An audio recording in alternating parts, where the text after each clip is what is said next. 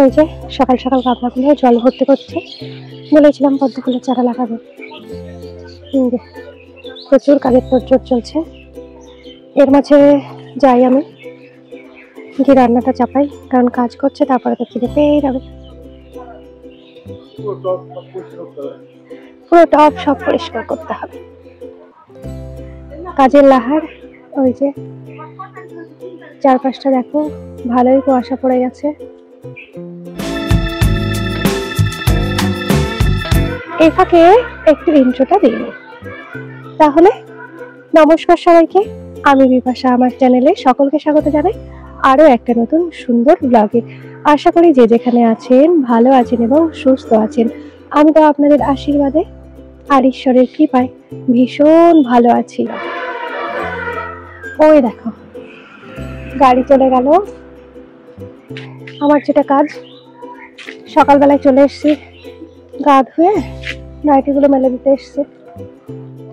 নিচে যাই, নিচে গিয়ে রান্না বান্না কাজটা শুরু করি। বাজারে গেছিল মাছ আনতে, কি মাছ এনেছে সেটা এখনো দেখিনি। ওদিকে শাশুড়ি মা মাছ কাটছে। আর বেশি বকবক করবো না, এমনিতেই 7:30 বেজে গেছে। আজ কি মাছ নিয়ে এসছো?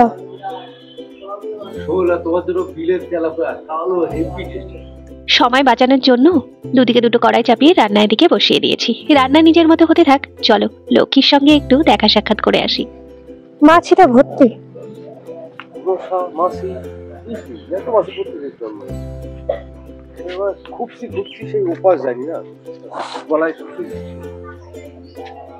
লক্ষ্মী রানী, তোমার শ্বশুরি দিতে হবে। কুটু কুটু, গলা টাইট হয়ে গেছে তো। কুটু কুটু কুটু, বড় মশাই চললো আবার মাটি কাটতে। আর এখানে কি লক্ষ্মীকে একটু সুশ্রী দেওয়া হচ্ছে, ওনার ভালো লাগছে, কেমন মজা লাগছে। থাকো তুমি, আমি রান্না করতে যাই। থাকো, টাটা।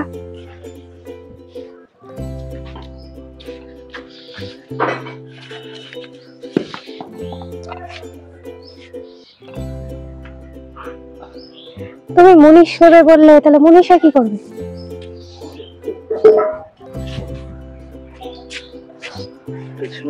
ভাত দেবো?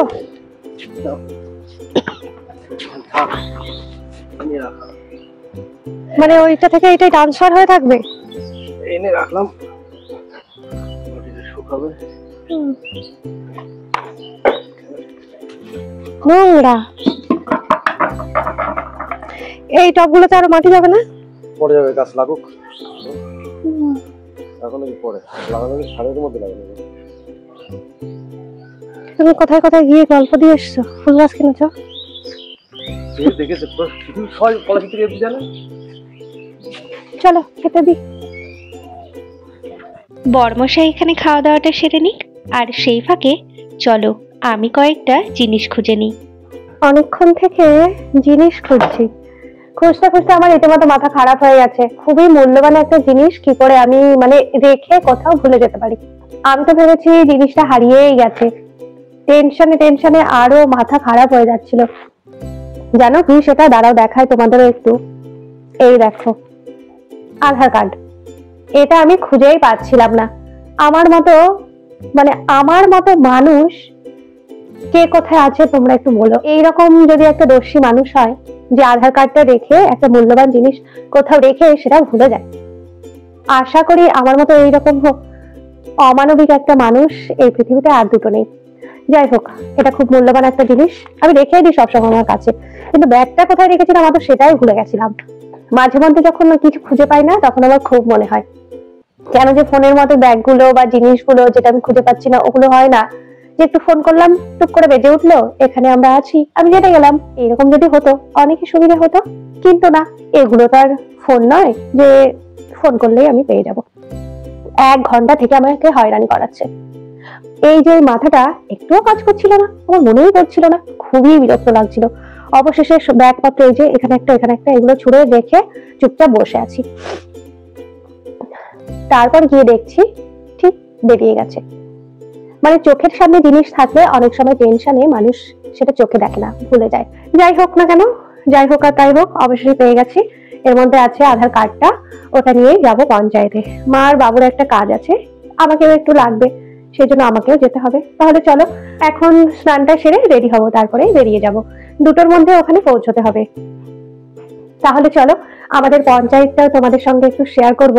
কি কাজ হবে সেটা জানি না, দেখাতে পারবো কি না পারবো, কিন্তু হ্যাঁ আমাদের পঞ্চায়েতটা তোমাদের অবশ্যই দেখাতে পারবো, সেটা দেখাবো। ঠিক আছে, চলো তাহলে রেডি হয়ে নিই। অনেকটা সময় হয়ে যাচ্ছে, 12টা বেজে গেছে, ওদিকে 1টার মধ্যে আবার বেরিয়ে যেতে হবে। স্নান সেরে রেডি হয়ে তোমাদের সঙ্গে বকবক করতে করতে বেরিয়ে পড়েছি বাজারের উদ্দেশ্যে। বাজারে গিয়ে টোটো বা অটো পেলে সে অটোয় চেপে চলে যাব গোপালপুর। এই যে টোটো তো পেয়ে গেছি, টোটোতে যা ঝাঁকুনি শুরু হয়েছে, মনে হয় না পেটের ভাতগুলো আর পেটে থাকবে। যাই হোক, যে কথাটা তোমাদের বলার সেটাই চলো আগে বলি। আজ এমন একটা সমস্যার সম্মুখীন হলাম, তোমাদের আর কি বলবো। সমস্যার কথা না হয় বলছি, তার আগে এই দেখো চলে এসেছি আমাদের পঞ্চায়েত, নন্দনপুর গ্রাম পঞ্চায়েত। আজকের এই ভিডিওটা এডিট করতে গিয়ে আমার এত কান্না পাচ্ছিল, নিজেকে এত দোষারোপ করেছি যে এত বড় ভুল আমি কি করে করলাম। পুরো ভিডিওটাই আমার নষ্ট হয়ে গেল। মাইক মিউট থাকার দুঃখ, সারাদিনের ব্লগ শেষ। বিশ্বাস করবে না, একটুও ভয়েস রেকর্ড হয়নি। আবার নতুন করে শুরু করতে হবে, এটা ভেবেই আমার মাথা খারাপ হয়ে যাচ্ছিল। সেই কারণেই বাধ্য হয়ে আমি আবার ভয়েস ওভার দিচ্ছি। সারাটা পঞ্চায়েত ঘুরে বেড়ালাম, গুটি গুটি পায়ে হাঁটলাম, সবই রেকর্ড করছি, কথাও বলেছি মন খুলে, কিন্তু শেষে এসে দেখি মাইক্রোফোনটাই পুরো সময় মিউট। আমি কথায় কথায় মনের আনন্দে বলে গেছি, আর ভয়েস একটাও রেকর্ড হয়নি।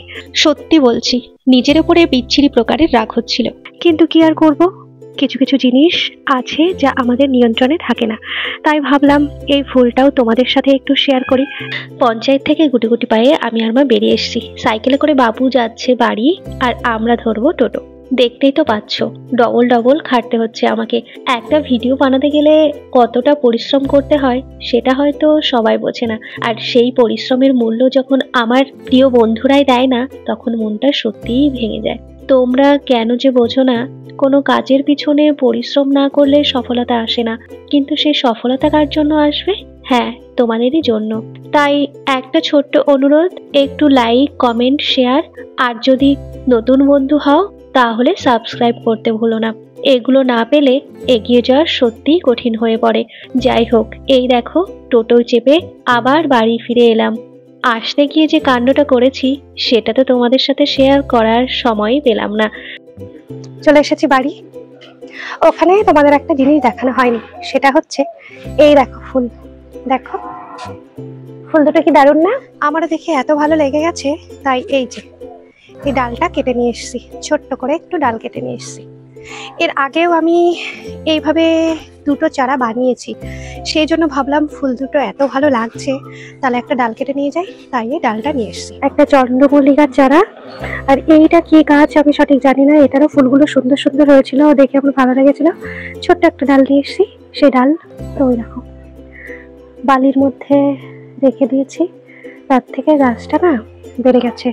সময়টা লেগেছে অনেকটাই, প্রায় 1 মাস আগে। যখন বালির মধ্যে রেখে হয়ে গেছে, সেই জন্য ভাবলাম এই দুটো একবার ট্রাই করি। তো গাছের নাম জানি না, তাই দোকানে গিয়ে আমি বলতেও পারবো না, তাই ডালটা ছিঁড়ে নিয়ে এসেছি।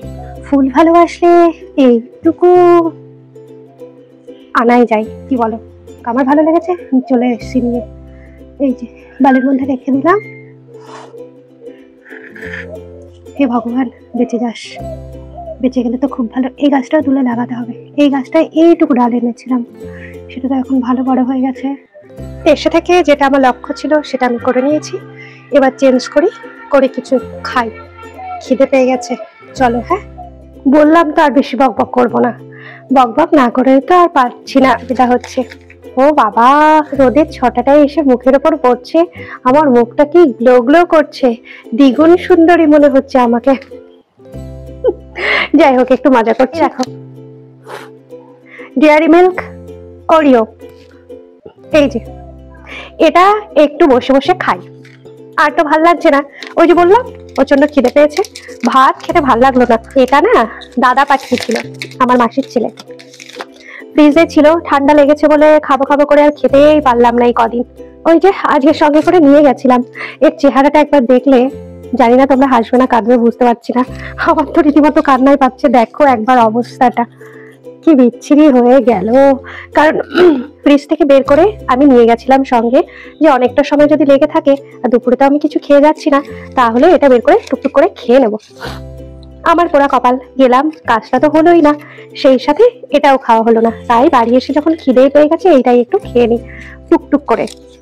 বেডটা যেই করেছি দেখো পড়ে যাচ্ছে, খুবই দুর্বল হয়ে গেছে। হয়তো ওকে এমার্জেন্সিতে ভর্তি করতে হবে, কি যে করতে হবে বুঝতে পারছি না। যাই হোক একটু খাই, নরম হয়ে গেছে তো কি হয়েছে, ওকে আমি ছাড়ছি না।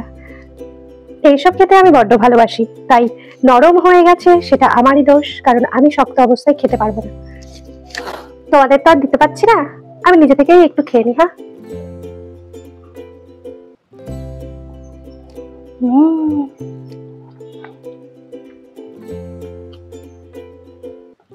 দুটো পাঠিয়েছিল দাদা,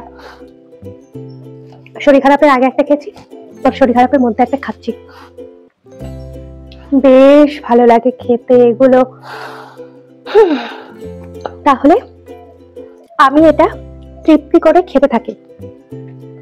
তোমরা কমেন্টের মাধ্যমে জানিও যে আজকের সম্পূর্ণ ভিডিওটা তোমাদের কেমন লাগলো। আর যদি ভালো লেগে থাকে একটা লাইক করে চ্যানেলটা সাবস্ক্রাইব করে দিও, আর আমার পাশে থাকো। আর আমিও সবার পাশে থাকার খুব চেষ্টা করি এবং থাকিও। তাহলে আজকের মতো টাটা। এদিকে চকলেটটা গলে যাচ্ছে, বেশি কথা বলতে পারছি না। সবাই ভালো থেকো, সুস্থ থেকো, আর নিজেদের খেয়াল রেখো। টাটা।